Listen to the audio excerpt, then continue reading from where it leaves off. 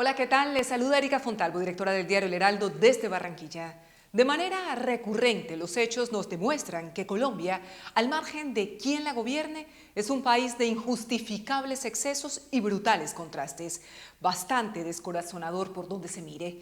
En vez de estar hablando acerca del devastador incendio que acabó con la vida de una joven madre y de su niña de 2 años, destruyó 84 viviendas y dejó a más de 100 familias damnificadas en el empobrecido pueblo caucano de Guapi, buena parte de las conversaciones públicas y privadas del país se ha centrado en las últimas horas en la controversia, mezcla de indignación y desconcierto, desatada por las suntuosas compras ordenadas por el nuevo gobierno para las residencias privadas del presidente y la vicepresidenta. Sin completar todavía sus primeros 2 meses en el poder, por acción u omisión, los ocupantes de la Casa de Nariño siguen inmersos en un bucle de permanentes cuestionamientos del que les está costando salir. Si bien es cierto que los representantes políticos suelen ser impúdicamente derrochones con el dinero público, que es de todos, aunque ellos sientan que les pertenece más que a nadie, este gobierno, el del cambio, se comprometió con su electorado a erradicar estas prácticas extendidas, a mantener cero tolerancia con la corrupción y a enarbolar la bandera de la austeridad. ¿Acaso no fueron estos asuntos objeto de sus reiterativas denuncias cuando eran oposición? El ejemplo debe empezar por casa, pero hasta ahora situaciones que ponen al descubierto posibles despilfarros de recursos oficiales indican que sus intenciones parecen estar lejanas de la realidad esperada por sus electores, más leales que en algunos casos se sienten irrespetados. Está claro que las palabras no se las lleva el viento y merecen ser demostradas con hechos, no solo con simbolismos. Deberían ya ser conscientes de esta ambivalencia.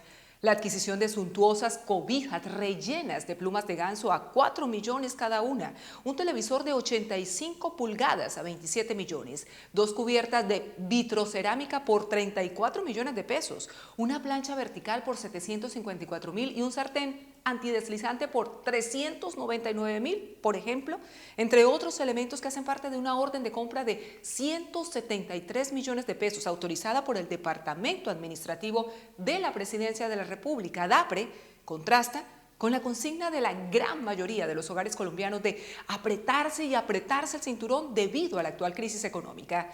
Entre otras regiones, en la costa, por cuenta de esa insufrible alza de la tarifa de energía o de la imparable carestía por el valor de los alimentos. No son las instituciones públicas las que deben marcar el camino en la nueva historia de austeridad que exigirá muchos más sacrificios de la ciudadanía cuando se sienta en el bolsillo el impacto del incremento de la gasolina y a futuro el de la reforma tributaria que dará cumplimiento al gasto social prometido y a la búsqueda de recursos para la reforma agraria y la industrialización del campo. No se trata de acusaciones por falta de transparencia, aunque también deberían determinarse si existen eventuales sobrecostos, sino de buen juicio. Se equivocan quienes pretenden justificar esta ausencia de toda lógica consecuente con los principios profesados, advertida además con preocupación hasta por los alfiles del petrismo. No es con populismo, demagogia ni acusaciones con espejo retrovisor. Los anteriores gobiernos hacían lo mismo o cosas peores. Es lo que insisten con vehemencia, cómo podrán salir avante de crisis como esta, que ponen en evidencia la incoherencia entre sus mensajes y acciones. Pese a su triple salto, cada vez que estalla una polémica, a más de uno le está quedando grande la responsabilidad histórica que millones de votantes les otorgaron en las urnas. No solo por lo que hacen, sino porque, a continuación, tratan de defender lo indefendible.